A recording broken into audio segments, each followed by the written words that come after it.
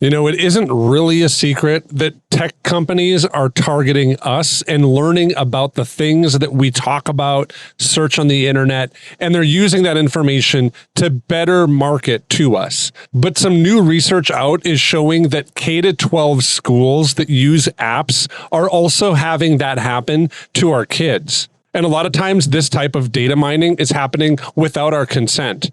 Does that matter? We're going to talk about this and more next on the Celebrate Kids podcast. Don't be afraid of the dark. Be careful with stars. Not every light is gonna guide you, baby. Not every light is gonna guide you. So, Dr. Kathy, nearly 3/4 of the world's most popular apps and online platforms are directed at children, and they're likely profiting from user data, even if they claim otherwise. This is a new finding that's coming out of a report from Common Sense Media, which is a nonprofit research and advocacy group that studies the impact of technology on youth.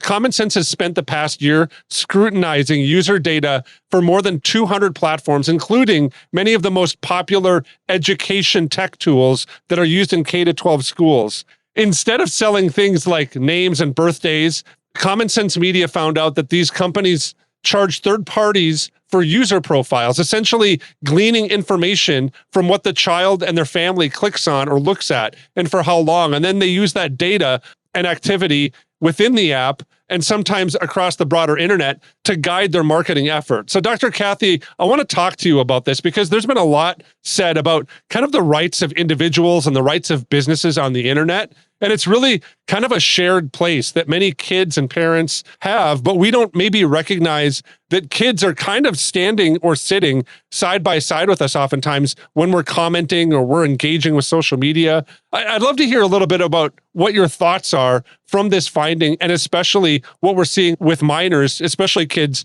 from K-12. Yeah, it is good to remember that they're out there with us. I do agree with that. And, I'm very concerned. I would hope that our listeners are concerned that companies may get away with saying something like, oh, we don't collect data. And they mean they don't collect, names and birthdays. And that might be a bigger concern. But look at what they're doing. They're, coming up with ways of determining what's going to be popular, what a kid is going to like, how long they're going to like it. So they're manipulating their audience. And, I would like for kids to know that. One of the things that I would love for our kids to know, and by kids, I mean, 18 and under, is that they don't have to like what somebody tells them they're going to like. I don't know if that makes sense, but just because they've been on a particular game or social media platform for a while and somebody has determined, oh, this must be what that kid likes, they don't have to go along with that. They can stand up and X out of something and go, why did they recommend that video? Or why did they recommend that game? I don't like that game. They do not have to stay there and go, well, these people who recommended it must know me better than I know myself. No, let's make sure our kids know who they are so they can stand up. Yeah, Dr. Kathy, I think that's really important to think about and maybe kind of a practice that we should start to implement. And it's something that I think is important because I kind of alluded to it earlier, that the internet really is a shared space where kids and adults kind of maybe even like lose track of ourselves inside of these platforms. And I'd like to ask you this then, kind of with that, what is it about kind of development that makes things, especially things like Sunday school and youth group, kind of important for kids? Because that's another platform where we bring kids, but that's kind of an age-specific platform. Sunday school is designed usually in many churches for ages. Youth groups kind of designed for ages. It kind of addresses kids in their developmental period. Why is it important for us to remember that? Especially knowing that for many kids, when they get to be 13, the whole World Wide Web is kind of open to them. What should we know about how kids develop, especially as they're engaging in much of the same internet that we are? That's interesting because there's much that's out there on the web that is not age appropriate for young adults, teens, preteens, for sure. I like to say to parents, just because they've reached a legal age for access to social media doesn't mean they should be there, because they can still run up against very difficult topics, violence, sexual innuendos, and sexually inappropriate words and images and stories and all kinds of things. And you're right about school and Sunday school being age divided, and there are reasons for that. We who are, everyone who's in my age group, we have things in common because we were raised by the same TV shows, same movies, same board games, and similar family structures and similar educational experiences. And so there's something to be said for that. You gain maturity and you gain confidence when you're hanging out with people who are more like you, I think. The other thing that strikes me is that when you're in a Sunday school or a school or a youth group kind of situation, you can find others who like what you like. Like I was a band geek. I went to the university I went to march in the band, and I got a degree on the side, and that's a true story. And band was extremely important to me. Orchestra was as well, all the way through a graduate school. Oh my goodness, it remains a really big part of my life. My brother and sister-in-law as well. And so when you know who you are, and you're in a youth group, a children's church, a Sunday school situation, a neighborhood, picnics, you find other people who are like you, and you discover that it's okay to be like who you are because others are like who you are, and they seem to appreciate who you are. And I think there's a rhythm there that we can establish in life that's valuable. And what about iron sharpens iron? What about, the relatively famous scripture, Proverbs 27:17, that says that iron sharpens iron? Well, that happens when you're up close and personal, and you get to be vulnerable and transparent and accountable with each other. It's essential. We're not going to be able to grow as much if we just hang out on social media and with gaming friends. Yeah, I think that's really interesting to think through too, because, you are kind of what you practice, right? Like if you're practicing gaming, you're going to be really good at gaming, and later on in life, you're going to probably think of yourself in that category. I'm somebody that's good at gaming because that's been the place where I've kind of been trained or kind of grown up. Those are the muscles that I've built, so to speak. And when I hear kind of this story, I think, man, what is really kind of the best approach to helping our kids with this? Because the internet is a thing, and there's part of me that just wants to give them the internet, maybe quote unquote on training wheels, right? Like they need to kind of learn how to engage it and learn how to use it, and then kind of take those steps and take those training wheels off. We do that with so many other things within culture and society for kids. It's unique to me that we're using like kids' data against them a little bit to try to get them hooked on participating in this tech world.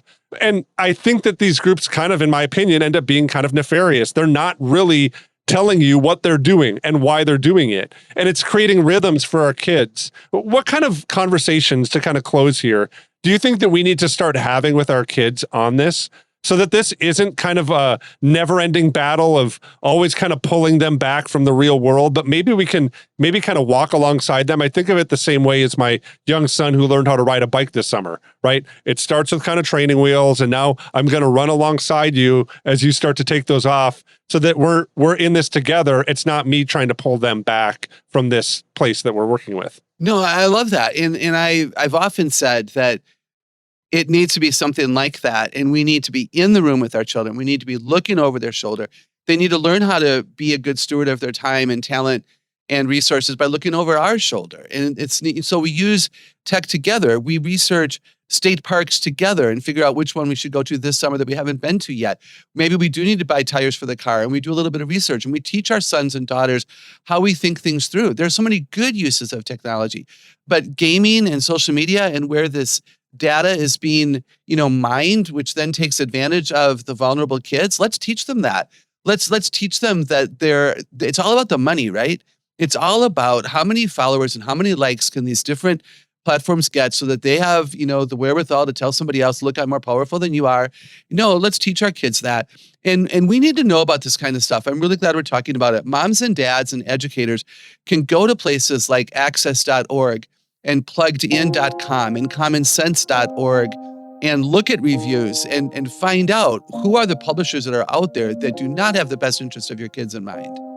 I think that one of my favorite things about what we do here at Celebrate Kids is inspire parents to walk alongside their kids in a way that doesn't only lead their children, but celebrates them. It's something that I think the writer in Proverbs was trying to get across when he wrote in Proverbs 22, verse 6, "Train up a child in the way he should go, and when he is old, he will not depart from it." Now, I think that this is really important because there's a great duty that's kind of given to parents and instructors of children in order to propagate wisdom, that wisdom would not die with the parents or the teachers. And the encouragement here is to train up children, to keep them from the sins and the snares of the age that they're living in, and to prepare them for what they're really designed for.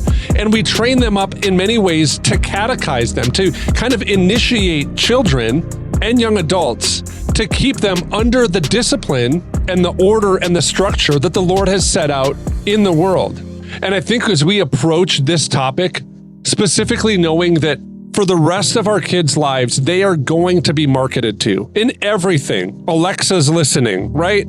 The things they type in on their cell phone are being used to market to them. And I think that, as Dr. Kathy said, as parents and people who work with kids, it's important for us to walk alongside them and to teach them these things, to train them up in the way they should go, so that this wisdom isn't just left to us, but that when our kids get older, they'll know the truths of the Lord and the snares of the world. And I think that kind of training is something that cuts through the darkness of this cultural moment. I want to thank you for listening to the Celebrate Kids podcast in this daily segment, Facing the Dark. On behalf of Dr. Kathy Cook, my name is Wayne Stender, and we're really looking forward to seeing you here again tomorrow.